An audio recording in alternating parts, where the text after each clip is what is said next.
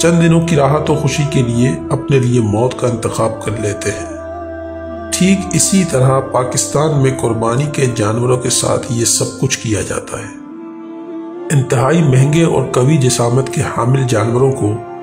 دراصل ایک سال میں نہ جانے کتنے انجیکشن لگائے جاتے ہیں، جس کی وجہ سے یہ بہت ہی بھاری بھرگم ہو جاتے ہیں۔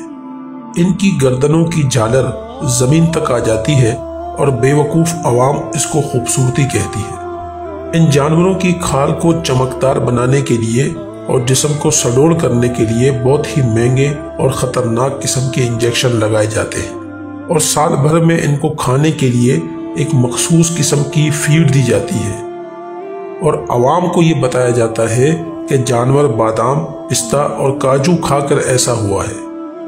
جبکہ حقیقت تو یہ ہے کہ ان جانوروں کا گوشت مضر صحت بن چکا ہوتا ہے اور کئی قسم کی بیماریوں کا سبب بنتا ہے۔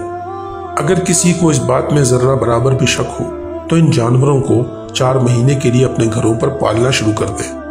4 مہینے گزارنے کے بعد ان کی اصلی حالت آپ کے سامنے آ جائے گی، کیونکہ اس عرصے میں انجیکشن اور فیڈ کے تمام اثرات ختم ہو جائیں گے اور جانور اپنی اصلی حالت پر آ جائے گا۔ لہٰذا مہنگے اور قوی جسم کے جانوروں کو خریدنے سے گریز کریں اور اپنی قربانی کے لیے ایسے جانور کا انتخاب کریں جس کو قدرتی غذائیں کھلائی گئی ہوں